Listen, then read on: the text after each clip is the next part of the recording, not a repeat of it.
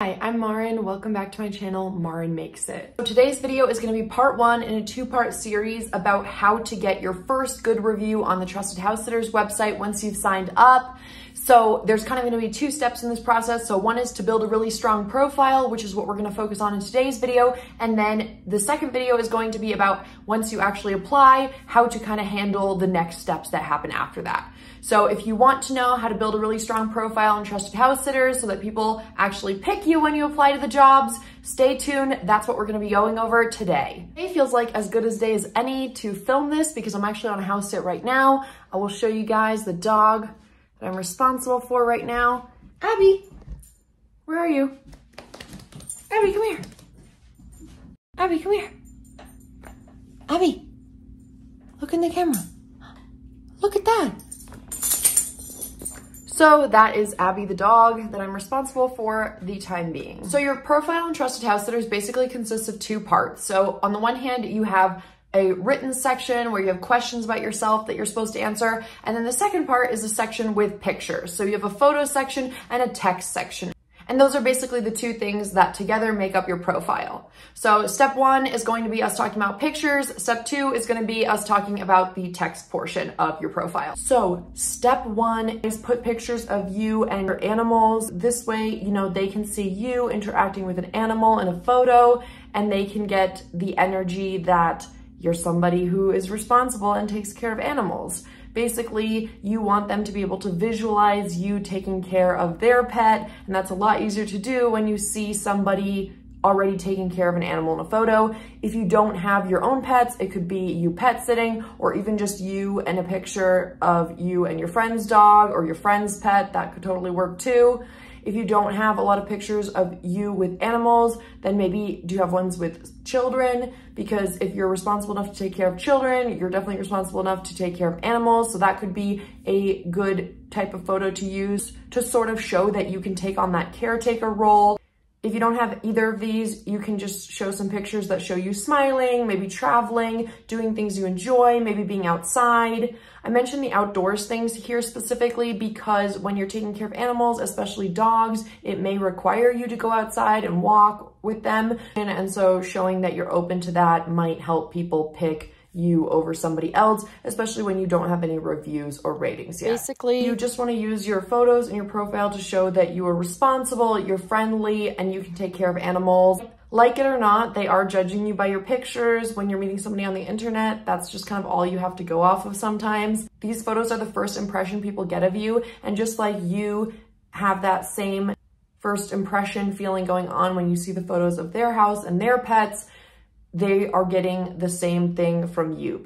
And so it's just really important to make a good first impression here with your photos. It's worth it to take the time. When you do choose to use a photo, you can always ask yourself this question of like, what message am I sending with this photo? And if you can't tell, what you can do is send it to a friend and ask them, what message am I sending with this photo? And if you really can't tell what the message is that you're sending with the photo, maybe that's just a sign that that's not a picture that you really want to be using at this time. I'll show you guys my own profile with some of the photos I have on there to give you guys an example. I think it's a pretty good profile overall. I mean, I've had many people pick me and I was able to get house sits pretty much right off the bat, even when I didn't have any experience on the app yet. So I think that's a pretty good sign that I did a pretty good job filling out this section. The last thing I'll mention about the photos is just use all the photo slots that they give you. It's just like a dating app. Like when you put one picture, people automatically are like, yeah, maybe not. I mean, I can tell you for me that if you just have one picture, I'm automatically swiping no, left or right, or whichever one is no. I'm automatically swiping no on you if you only have one picture. Even if you look like a Greek god in that photo, if you have only one picture, you're out. And so I think people think the same way when meeting strangers on the internet with regards to pet sitting and having somebody come into your house to take care of your pet. Nobody wants to see just one photo of you. Just keep that in mind. and just treat it the same way when you are making your profile here. So now step two. So step two is going to be to fill out the rest of the profile, all the question slots that there are, the background about you. I know it takes a while and there's a lot of questions that they ask, but the more information you give, the less you're gonna come off as a creepy stranger on the internet, and the more comfortable people are going to be with having you come into their house and take care of their pets. People's pets are basically an extension of their family. So they're trusting you with their house, which is basically everything they own, and then also with their pets.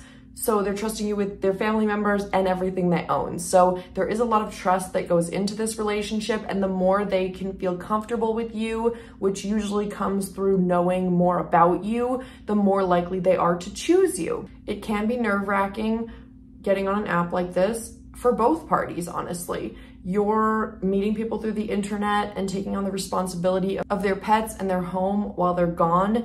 That's a lot of responsibility. You want to put their mind at ease with what you write in this profile. Make them feel comfortable with you, reassure them that you're up to the tasks, and that they can trust you with basically everything they own, because that is really what you have access to when you're going into somebody's home.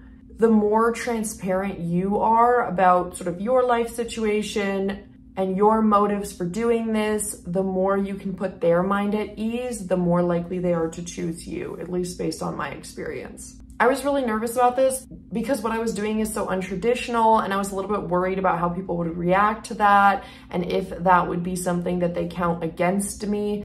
But honestly, everybody has been really cool with it, and they've all just appreciated the transparency. They think, you know, it's pretty cool to be doing something different, and they're all generally people who also like to travel. That's why they're on this app looking for a house sitter in the first place. So generally everybody that I've interacted with has not had an issue with me, you know, camping out of my car and not really having a stable living situation as sort of my background. They just have appreciated me being transparent about what the situation is that I'm doing. Also, the more you write in your profile, the more you show that you're serious about doing this and you're serious about taking this responsibility on, because it shows that you've already invested the time. And actually, I had somebody tell me at one point that they picked me solely because my profile was the most filled out of any of the 10 applicants that they got. So that does give you an edge, because it makes you look like you're taking this more seriously, you're more seriously interested in doing this. So when you're going through it, filling it out, just remember this is a time investment into possibly saving you time when applying to SITs, because you're able to secure more of the ones that you're applying to. So step 3 is references versus reviews. What is the difference here? Because Trusted House Sitters, there's both references and there's reviews on there. So this is how it looks like on the app. As you can see, they look really similar. You can scroll through all of them as well. There's a section of reviews and then a section of references following it. One thing to be aware of is that for some odd reason, you can't see your own reviews when you're on the app version of the site. You will have to log in from a browser to be able to see your own reviews, which is weird because references you can see on the app.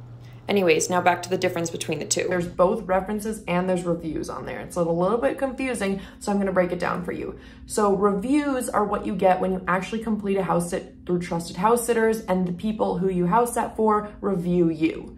You also have the chance as the pet sitter to review the house and the pet that you took care of. So it's a mutual review process. But early on, when you're just first signing up, you will have 0 reviews. That's just sort of the nature of the situation. This is where references come into play. So references are people outside of the site that you've maybe house sat for, or that can vouch for your character, that are willing to write a kind of review for you. So you can invite people who maybe you've house sat for through other sites or privately, or you could just do friends or family maybe that you've taken care of their pets. Something like that, somebody who can vouch for your character. But basically you're just asking a couple trusted people who are going to write something positive about you to vouch for your character.